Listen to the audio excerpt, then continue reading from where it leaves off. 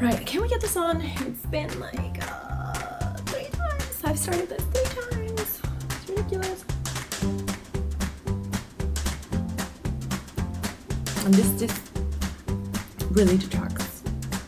No, I tried to match. It doesn't work. And this feels very lonely. I have no idea what to do. So let's just back on. Hello, everybody, and welcome to episode. Sorry, it just feels really weird to say that without mom.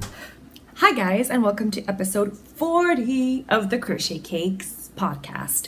If you are a returning viewer, thank you so much for checking out this podcast, even though it's just me now. And if you are a new viewer, thank you so much for checking us out for the first time and joining us. If you are interested, we do have a Ravelry group for this podcast. Just search for Crochet Cakes podcast in the groups tab on Ravelry, and you will find a wonderful, very helpful and understanding community of crafters. I have been trying to be more active on Ravelry. It's all gone a bit off the wayside recently, but I am trying. Sorry, I couldn't deal with my hair on the camera. It was looking super weird. So like I was saying, I'm trying to keep up with Ravelry, but I am not the best forum user out there. It's one of the reasons you won't find me on Facebook. I really don't like Facebook. But you are here to hear about crafting, aren't you? And this is a crafting podcast. If you are also interested in finding more about my crafts, you can follow me on Instagram, LO, like I said, Ravelry, and just here on YouTube, Crochet Cakes, everywhere, essentially. If you are missing my crafting partner as much as I am, then please follow her on Instagram. She is inspired_professor on Instagram and inspired professor, capital I, capital P, on Ravelry. She is much better about keeping up with Ravelry than I am. Seriously, she uploads all her projects and all the details of her projects on Ravelry, so that's great. And she's been designing something amazing, guys. Like, oh, if you follow her on Instagram, you will have seen that she is designing a pair of socks in honor of me, and I absolutely cannot wait until she gets me her notes so I can test the pattern. I don't know if she's going to be going out for pattern testers or not, but I just wanted to put it out there. Mom is designing something amazing. And if I keep falling off camera, I apologize. I'm just used to being on one side of the camera and mom being on the other. So this is a really weird, really weird podcast. It's for me anyway. I feel really weird just going solo again. But we'll see how it goes. I mean, if it's too terrible, then I won't upload. I won't upload anything, right? I'll just wait until March, and mom visits me in March, and then you can have a Crochet Cakes podcast the traditional way. But yeah, 2018 so far has been a year of huge changes. Number one, I moved to Florida, which is where I am coming to you from right now. And number two, I moved to Florida. I'm podcasting solo again. I'm switching jobs. I haven't really found a job yet, but more about that a bit later in the podcast, I guess. So before I just keep going a little bit later in the podcast, let me just say thank you so much to everybody who has messaged me or commented on the video on Instagram, messaged me on Ravelry, messaged me on Instagram. Your support has been great. Thank you for supporting mom through this weird time for her as well. And thank you so much for your congratulations, because yeah, this was another one of the big changes in 2018. I'm engaged. If you're following me on Instagram, you will have seen the post, but I got engaged on the 9th of February, and today I believe is, what day is it today? The 21st of February. So yeah, I've been engaged, and it's just really weird. A lot of you were commenting that you really loved my ring. I love it too. I think it's very original and I just love it. I love the fact that there's not a huge diamond. That's an opal. And the reason it's an opal is because when I visited Florida in November, we went to a lot of antique shops, and I'm always drawn to antique jewelry. And there was this one shop that had a kind of filigree gold ring, and it had a blue opal in the middle, and it was just beautiful, beautiful detailed filigree. And so my boyfriend, inspired on that, decided to put an opal in my ring, which is really funny because opal is supposed to be bad luck, isn't it? But it's not the evil eye. I think opal is very mysterious, actually. And yeah, it's rose gold, which I really like. And I'm gonna stop flashing my ring. I mean, you'll see it a lot in the podcast when I talk, so I should stop flashing it. My fiance, I guess, he was not making fun of me, but he was laughing with me a lot, I guess, because for the first week I couldn't stop staring at my ring. I was like, oh my god, this is happening. And I haven't taken it off. I don't usually take off rings that have a special significance to me. I tend to wear them for long periods of times. I don't take them off to shower, to cook, nothing. Unless I'm dealing with heavy chemicals while cleaning, then I'll take it off. But if not, it just stays on the finger. I'm back with another hair change. In case you can't tell, I feel really, really weird this episode, so I apologize. And in order to avoid such weirdness, I guess we'll move on to the actual crafting content of this podcast before I just get any weirder. And we're gonna start with finished objects, because I am wearing one of my finished objects. And I'm just gonna stand up so you guys can see the length at an awkward angle because I've lost my photographer. So this, it's not showing true to color anymore on camera. The true color is the one that you got while I was sitting down, but I just wanted you to see it just gets down kind of like to my, right where my hips start. That's where the ribs start. And you're supposed to leave this seam open. So this that you're seeing now on the camera is the true color of this yarn. It's amazing. I loved working on this every minute. I took it slow. The only time I got a bit was in the sleeves. I've discovered that I do not like crocheting sleeves when you have to pick up stitches. I much more enjoy crocheting sleeves when you crochet them separately and then attach them to your finished garment, which is very funny because I don't actually enjoy seaming the garment. I prefer to do my garments top down, but I rather do my sleeves added on.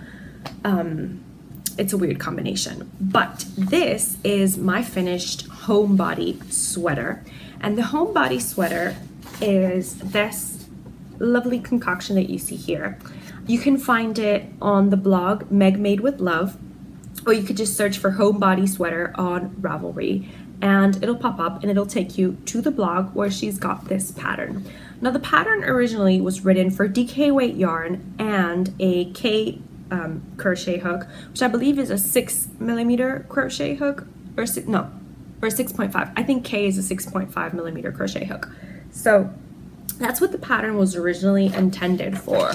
But I followed Faye's homebody sweater pattern. You can find all the notes on Faye's Ravelry page, well, Ravelry project page. You can find all the notes. And I did a couple of things that were different. I only had 2 hanks of yarn. This is Tuscan Knits yarn, her Bray base, which is 80/20 Blueface Leicester nylon, and the color is Goldberry. Now Goldberry is this beautiful olive green with gold and kind of bright. It's just got so much depth and it's so bright, but at the same time so autumn-like. I absolutely loved this colorway. Now I only had, like I said, 2 hanks, and this is all that was left of my 2 hanks. This is it. And it was living in this lovely bag from start to finish. It may look like a small bag, but I was able to fit 2 hanks of yarn and a garment in here. So must not have been that small. But yes, I used Faye's homebody sweater pattern, and in addition to that I made a couple of adjustments to it as well, because I only had 2 hanks of yarn. Faye had 250 grams of yarn, I believe she says. She used a 4.5 millimeter crochet hook.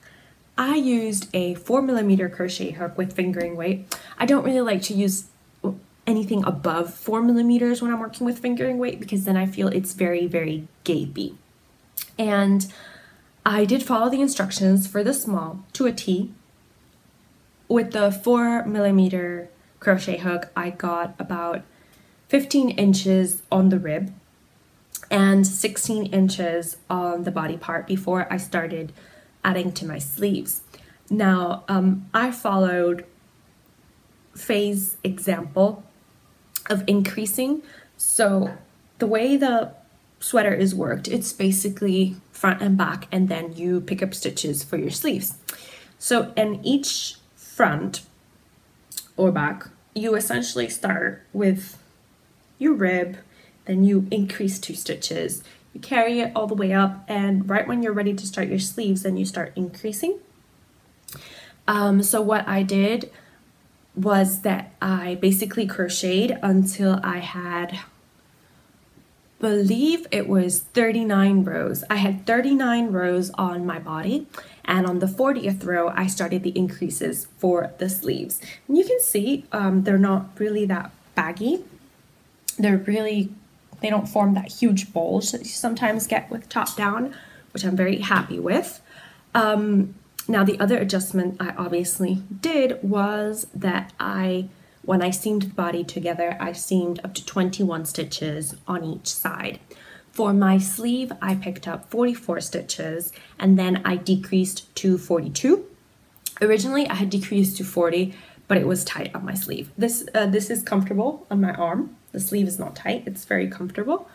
And I have to say, I greatly enjoyed it. It's very simple. You just work it in half double crochets all around. But you can see the texture that you get just from doing half double crochets front and back. It's amazing. I don't think I'd ever worked with half double crochet when it was flat. I've usually worked with it in the round. So in the round, it's not that amazing unless you're doing a camel stitch, which I'm still fascinated by.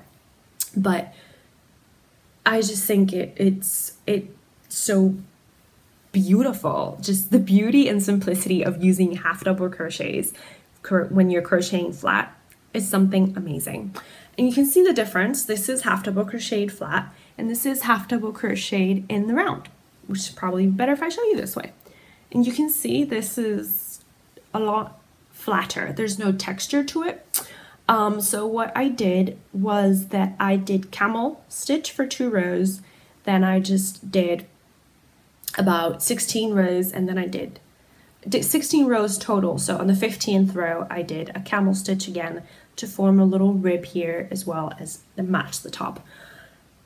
I didn't have any issues with the pattern, honestly. It's very simple, very easy to follow. Faye's alterations are also very easy to follow.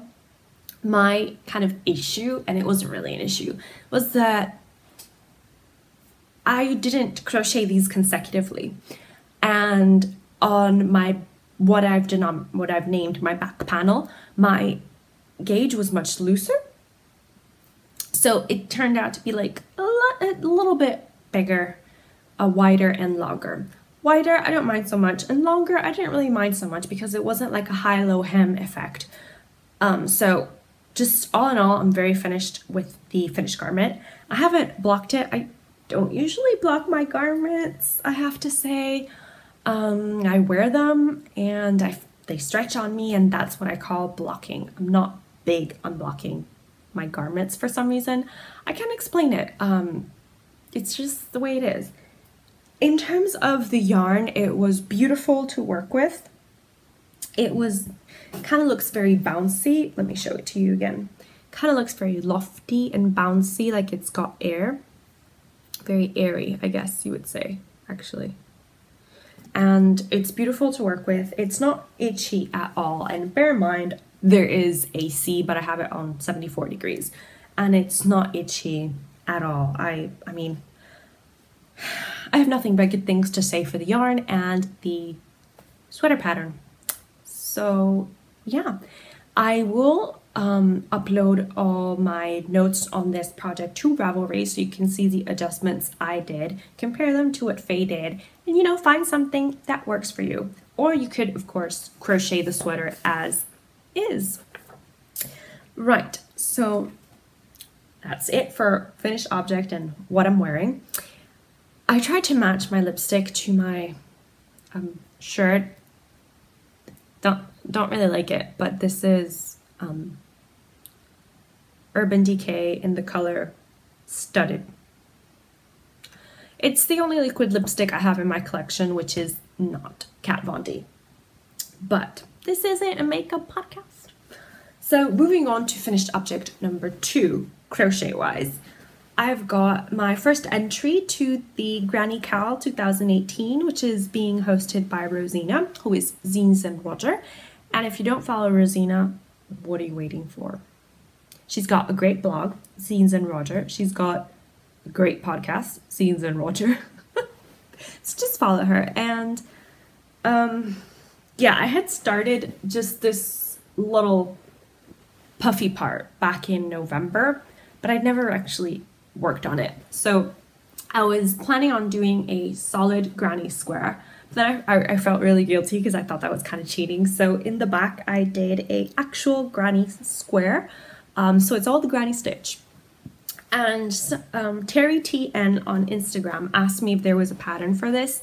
There isn't. I kind of just made it up. I was playing around with stitches, but basically these are puff stitches. So I just did a magic ring and I did 1, 2, 3, 4, 5, 6, 7, 8 puff stitches. Yeah, I did 8 puff stitches, and between the puff stitches I did a chain 1, and then I just did 2 puff stitches per chain 1.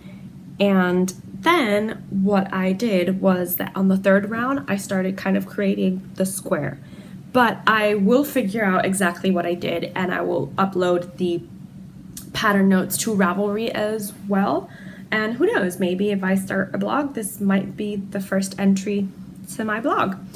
And I just bought a 12 by 12 pillow, and I did a single crochet join, but I did the single crochet join on the outside, so you can see the border. And then I did another round of single crochets, and I used up, for this 12 by 12 using a 3.5mm hook, I used up, I think I have about 10 grams of yarn left. So I used up 90 grams of yarn. And this is Crafternoon Treats yarn, 100% Romney Lambswool in her Goldfinch colorway. And if you've followed me for a while, you'll know how obsessed I am with Catherine's yarn. I think it's wonderful and woolly. It is great to crochet with, and it stands up to a lot of frogging, as I proved in my previous podcast when I talked about the vintage, A Good Vintage Granny Cardi by Fran Morgan. So, like I said, I've got nothing but good things to say about Catherine's yarn. When I figure out exactly what I did for the middle portion of my square, I'll write that on Ravelry. And yeah, but basically after I did my puff stitches, I just started doing a solid granny square. And in the back, nothing to it, just a simple granny square. Nothing to it. And those aren't the only finished objects I've got. I've been doing a lot of sewing. Mom bought me an early birthday present, and that was a sewing machine. I'll insert a picture of it here. Now bear in mind that the sewing machine is actually it's a teal blue, but my iPhone camera doesn't pick blues up well, so it just came out like a sky blue. So I do apologize for that. But another finished object that I've got in terms of sewing, I guess I'll just start with this one. I've been toying with the idea for a while. Mom and I had discussed it about like a year ago of actually perfecting our bags and selling them, whether it be on Etsy or whether it just be, hey guys, I've got these bags. If you're interested, PM me, or maybe over on the blog. I don't know. But we were toying with the idea for a while of selling our bags because there's only so many bags that you can sew and keep, and it'd be nice to get a bit of revenue going right now for me because, as I mentioned, I'm in between jobs right now. So I was trying to come up with a design that I really enjoy and fabric that I really liked working with. Now this is what I came up with. Colors are showing very true to colors. This is a drawstring bag. There's no interfacing in this bag. This is a heavyweight cotton. They usually use it for home decor. It is not upholstery fabric. It is not outdoor fabric. It's 100% pure cotton. It's just heavyweight. That's on the outside. And the lining, I folded it over to create the casing for my string. Now, if you've gotten a drawstring bag from me before, you'll know that I like to just leave one end. I even left the threads so you could see it clearly because it's white. See, I just sew that one end shut so you can cinch it. And I love this bag. I love it. I love it so much. The inside, as you can see for the lining, it's just beautiful polka dots. Yeah, beautiful polka dots. It's also 100% cotton. This would be a medium-sized bag that I would be selling. Not right now, probably after Edinburgh, because I do want to actually sew plenty of them that I can offer you guys. And inside, just trying to see, I have four actually skeins of yarn. One of them is scrubby yarn, and 3 of them are cotton yarns. So it holds a good amount of yarn. This is a good size shawl bag. It's got a fat bottom, as you can see here. Now this is mine. This is just a prototype, and you can tell because I even included the selvage, which I didn't mind to cover. But obviously your bags are not going to include selvage or threads hanging off of them. I just wanted you to be able to see clearly where I had sewn. I love making drawstring bags much more than zippers. I enjoy the feel of a drawstring bag, and I greatly love that this fabric is fairly sturdy and you don't have to use interfacing. I love them. So for sock size, I was thinking of making the original piece a 12 by 12, which would actually yield about 6 inches wide. So that would be a perfect sock back size. These, I've already priced them for the medium drawstring bag. I've already taken the liberty of, well, not taken the liberty, but, you know, done my math and my homework of pricing and how best to price to give you guys a great value for your money, but also generate some income for me to be able to continue making bags. Like I said, it's probably not something that I'm going to be doing right off the bat. I do want to get at least 5 bags sewn up so that you can choose from, and I'll probably tell you more about that in the next podcast. The other sewn finished object that I have is what I'm really proud of. I've been playing a lot around with it, and I'm trying to find notions that I like, and I decided that I want my bag to be all themed around cupcakes, cakes, and the like. So that's why there's macaroons, and I'm trying to make teacups. This is a prototype. My handle came out a bit too long for my liking, and my fiance made a very good suggestion. It's that I should probably interface my handle to make it very sturdy. This fabric I absolutely love. It's what I imagined a vintage teacup will look like. I'm remembering to put all my labels and this is the inside. So you can kind of have enough space for your notions. Now, I used cotton batting, 100% organic quilter's cotton, to line these, and these are vintage ribbons that my grandmother has saved for me all her life, essentially. This is prototype number 2. I much like the length of the handle. This is about 8 inches of handle, but again, I have to interface it, and I love, love, love this ribbon. This is a combination of ribbon that my grandmother gifted to me and ribbon that I had in my stash.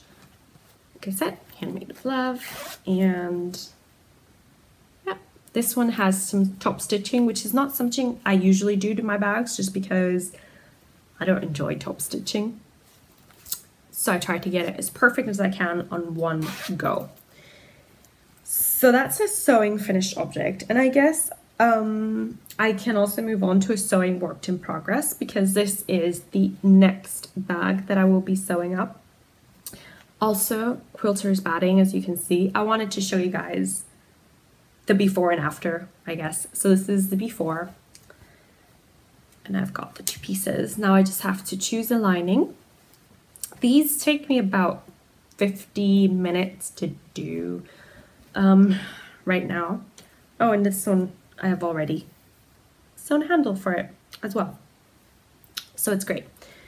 I really hope you guys like these bags. These are the types of bags I'm looking to sell in my shop, just teacups essentially, and I am working on a cupcake bag. That one, the details haven't been hashed out yet. I keep getting weird atomic mushroom like shapes.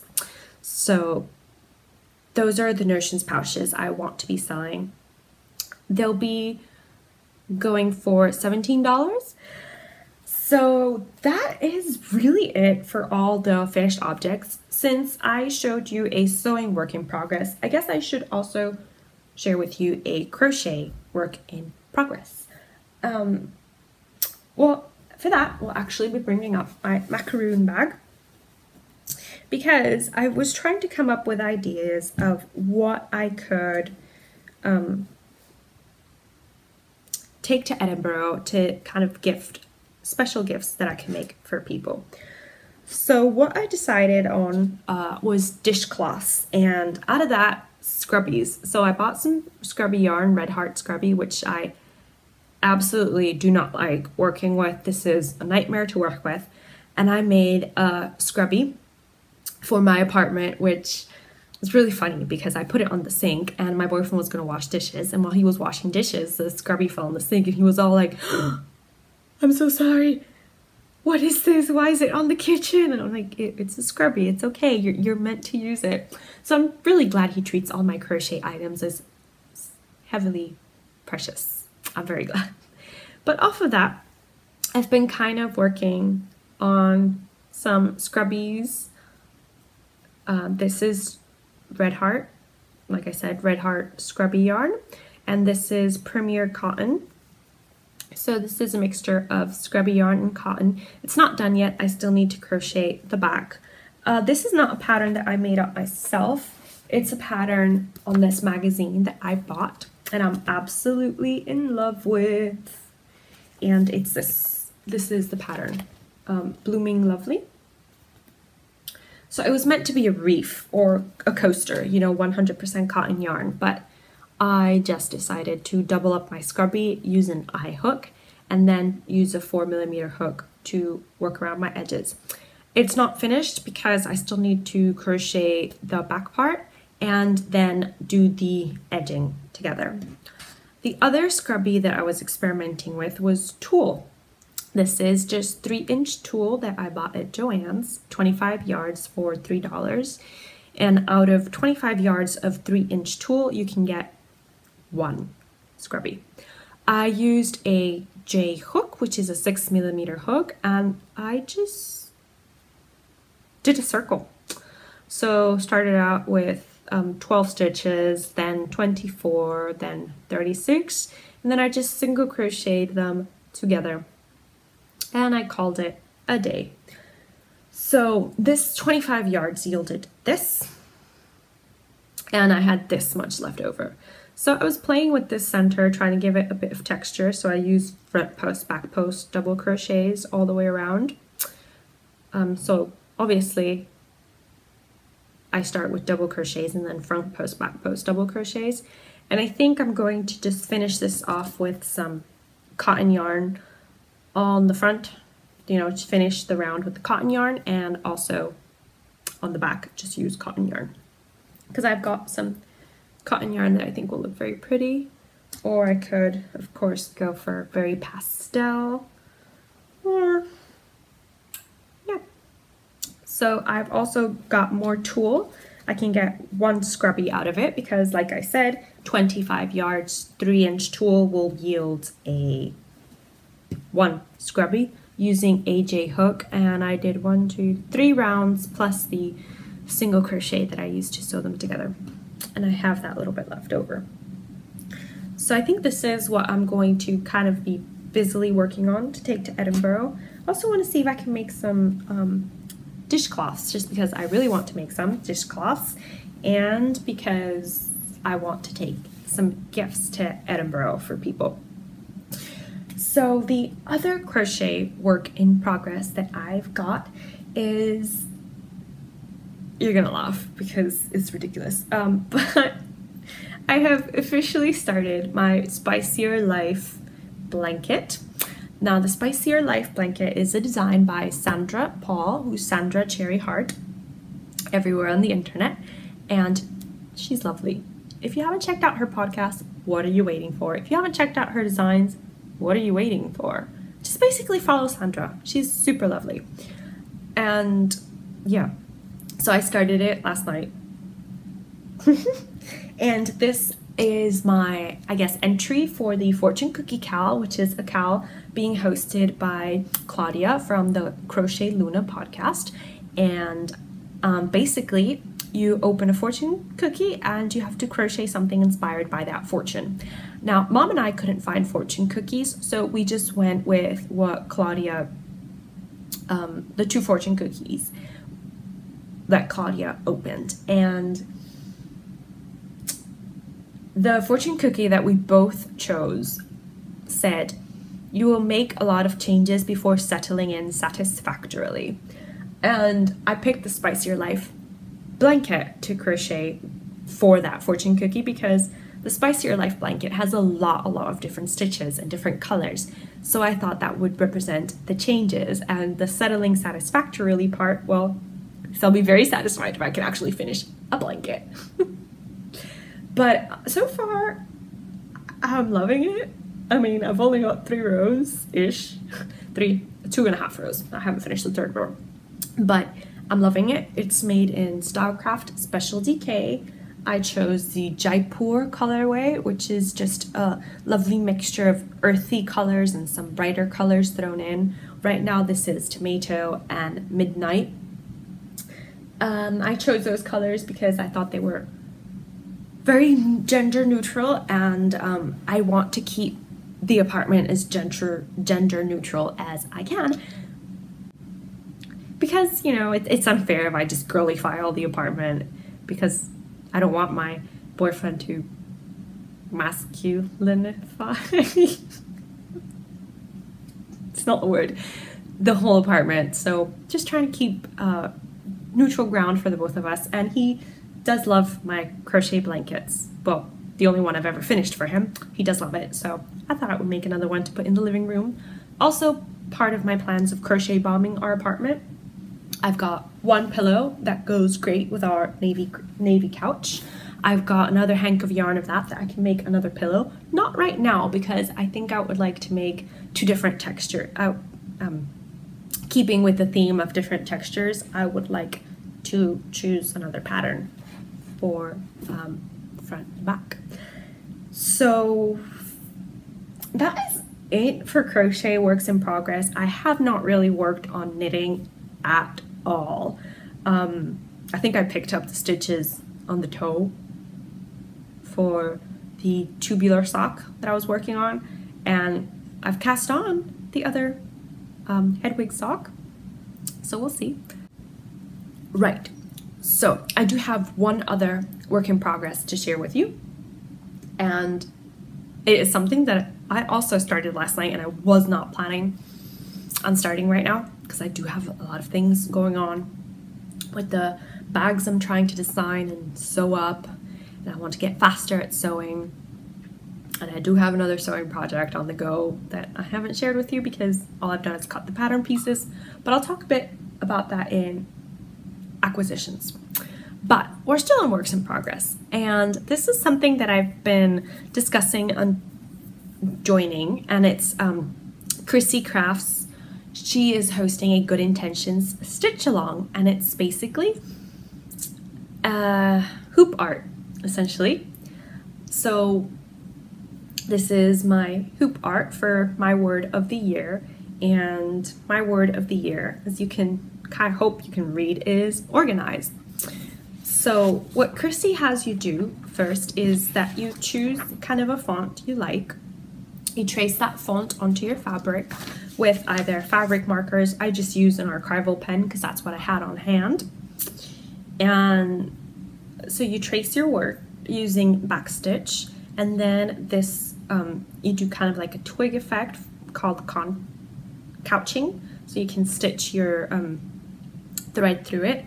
Now hers is gorgeous. You should go check out Chrissy Crafts. She's got the tutorials on it. She's also got another series of tutorials for embroidery, and it's called the Herb Stitch Along, I believe it's called. But so I caught up with the stitch along last night. This was the most relaxing thing I've done since moving to Florida. Usually I put a lot of pressure on myself to crochet because this is mostly a crochet podcast and I do want to have my finished objects. And I put a lot of pressure on myself to knit because I want to get it done. So this was just something that I was doing for myself because I found it peaceful and it was beautiful. I enjoyed every second of it, and it's just making me wonder why I have not embroidered before, or done any hoop art before. I'm really happy with it. We're still missing to do, you can see my threads here, I haven't hidden them in so that's kind of funny.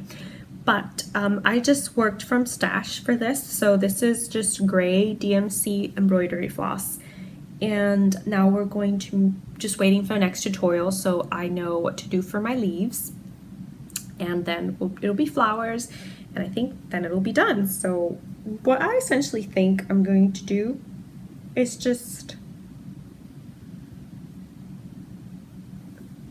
keep it on the hoop.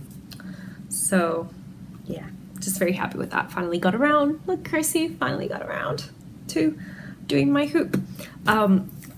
And I'm already planning on doing another hoop, so I have to go get another 6-inch hoop because I want that one to be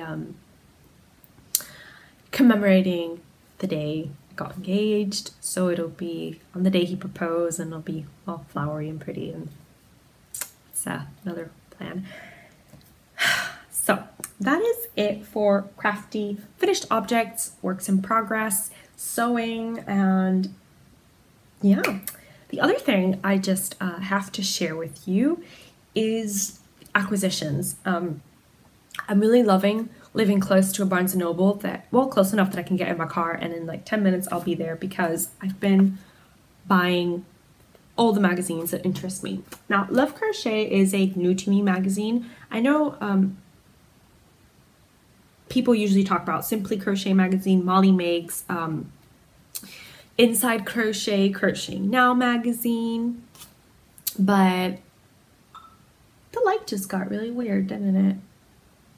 Sorry about that. I had never purchased one of these, and I love everything about this magazine. I love all the patterns that it includes. They're just, look, Cat Golden is in this magazine. Cat Golden is in this magazine. Look at that stunning garment. I love that garment. They've got some beautiful scarves. Look at this. That is gorgeous. This is issue 56. That's the one I found at Barnes & Noble's. If you're into a lot of color changes, it's got something for everyone. I absolutely love this. And it's got great things to yarn bomb your house with, or your apartment. See, look at that. But my favorite was this. Yeah, oh yeah, I bought yarn to make that. Of course, I read wrong and I bought acrylic yarn, and it's supposed to be 100% cotton, but you know, and that, yes. So far from this magazine, I want to make everything. Isn't he just adorable? I want to make everything from this magazine. I thought it was really great value for money, because you can see what I paid there, can't you? Yeah. Because I want to make everything. So I paid $11.50 for essentially all the patterns that I want to make. So I'm very happy with that. Another acquisition is something that Mom gifted to me, and those proper sock blockers. Now, I just wanted to put my sock on a sock blocker so you can see the sock blockers. These are from the Knitting Left on Etsy, and they are wood. They're very shiny because they've been varnished, and I absolutely love them. If I had a laser cutter, this is what I would be selling in my shop. I love working with wood. I don't know if I've ever told you guys, but while I was doing my master's degree, I worked in a wood shop, and it was the most amazing time ever. I basically worked with the laser cutter, so I have some experience handling it. I did look into purchasing a laser cutter for myself. Yeah, that one's gonna have to wait. Some acquisitions that were kindly gifted to me were a sock pattern, a crochet sock pattern by Heckelpicken. I believe I'm saying your name correctly. If I'm not, I'm sorry. I hate saying names wrong, but I'm pretty sure it's Heckelpicken. And it's a beautiful crochet sock pattern called Bumblebee.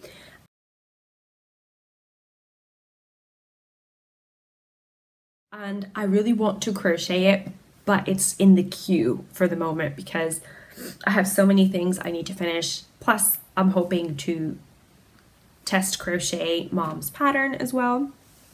So there's that. And also, Tammy Lee Duncan very kindly gifted to me the sea glass shawl just to congratulate me on my engagement. And I'm not gonna lie, seeing two patterns that were gifted to me on my Ravelry inbox kind of made me tear up. So thank you very much. Thank you to Rosalba for just wishing me a happy Valentine's Day, and just thank you all so much for all the love that you spread around and all the support you give to this podcast and to the crafting community in general. So I can't wait to crochet those things. But I'm going to show you why I've got so many things in the queue. So Joann's had a President's Day sale, and I'm currently obsessed with Joann's. I didn't have a Joann's back home, so I'm obsessed with it. So they had a President's Day sale, and they had their Simplicity patterns for 99 cents. Excuse me? Yes, 99 cents for Simplicity patterns. Any of you sewers out there, you will know that Simplicity patterns usually cost between $10 and $20 if you get them from other stores. If you buy them from simplicity.com, they tend to be a bit cheaper, but everything was 99 cents. So I got this pattern for Mom because she really likes this style of shirt right there. I got this one for me. I'm not really sure why. I think it was because it was 99 cents. But I do love the detail. I think I wanted to use different types of fabrics that weren't cotton. So I love the detail that they did on this shirt. I would probably do this shoulder detailing on just the normal shirt. I'm not keen on just having my back all the way exposed. This one I don't really want to show you in case my fiance will watch the podcast, which I don't think he will. But this I bought because I want to make my wedding dress. More on that later. I also bought this because why not? It's a vintage pattern. I will probably never make the coat, but this dress I will make it. And I actually, if I'm honest, I would love to make the coat. I would love my skills to be that awesome.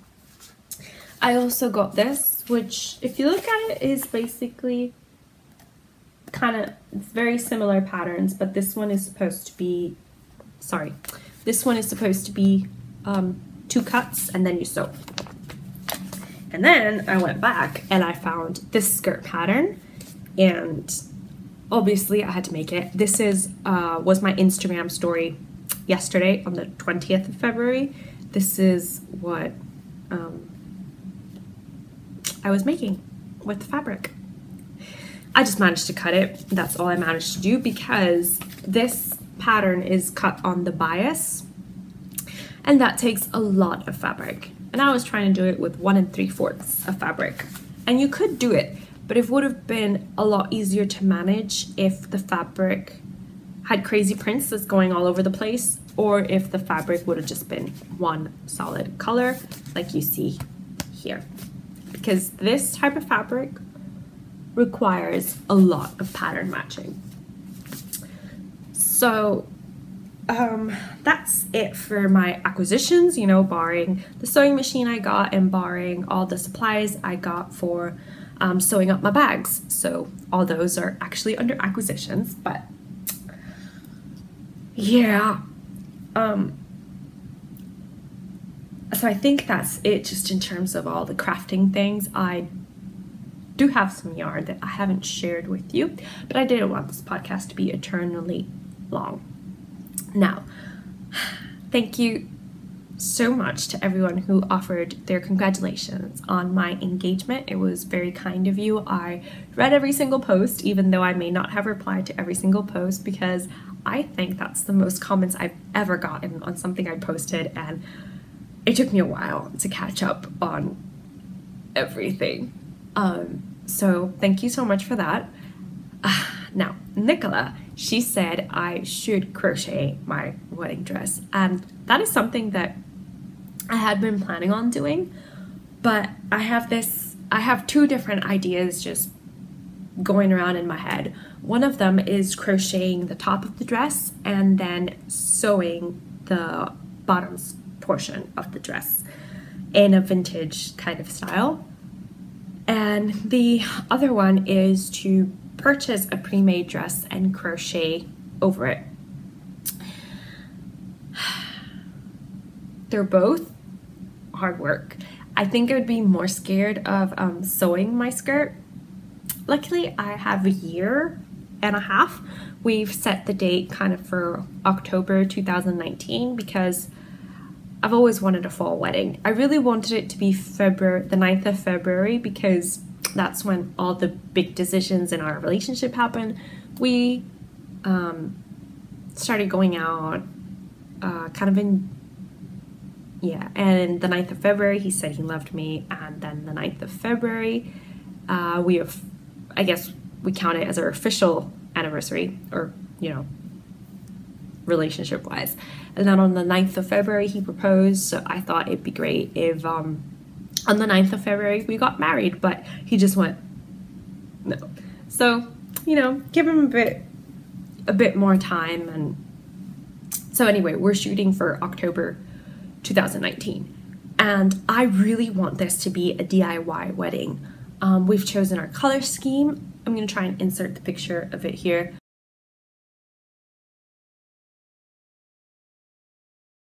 I just went on Pinterest and started looking for fall inspired flowers because I want to crochet the flowers for my wedding. I wanted to kind of put the arrangements glue them or pin them to foam balls and put that ball in like either inside the mason jar, you know,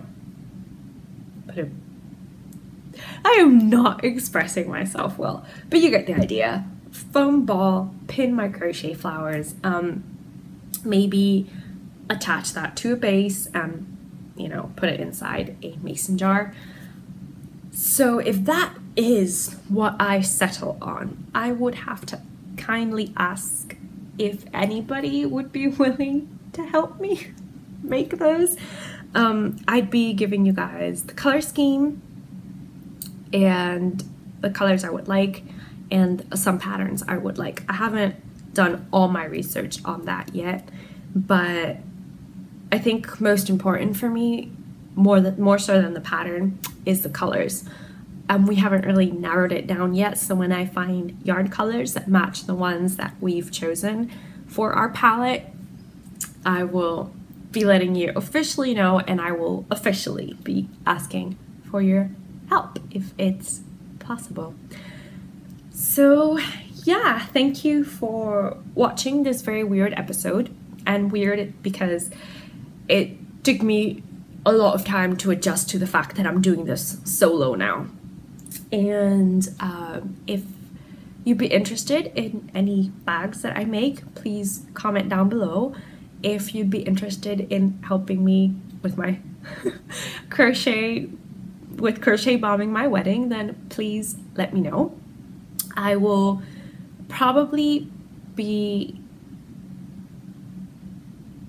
opening a thread on Ravelry for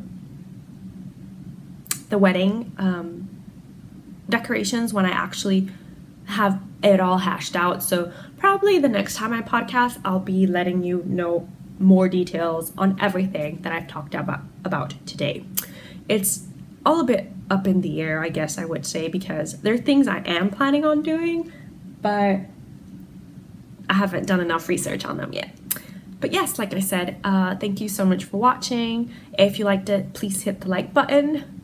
Don't leave me now that Mom's gone, please. I was very scared of actually doing this podcast alone. I was actually not planning on podcasting, but I thought that would be unfair to you guys. So I just decided to put myself out there again, all alone, venture out into the little internet world. So yes, if you like it, please hit the like button, and please subscribe if you haven't done so already, to just be kept up to date whenever I upload a video, because I am currently not really on a schedule. I'm trying to keep to the 2 weeks bi-weekly, you know, podcasting bi-weekly, but it's been a little hard.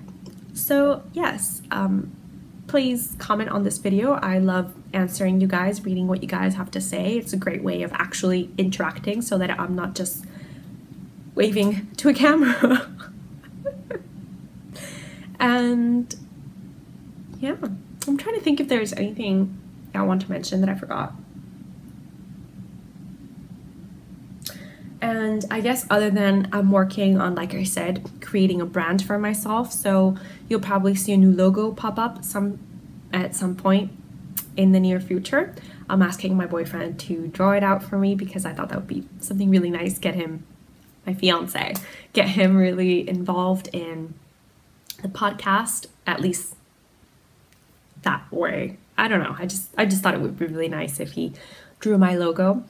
So I'm working on a new logo, I'm working on new music, I'm working on a blog. So yeah, you might see a blog from me in the near future. I'm not 100% sure about the blog, but yeah.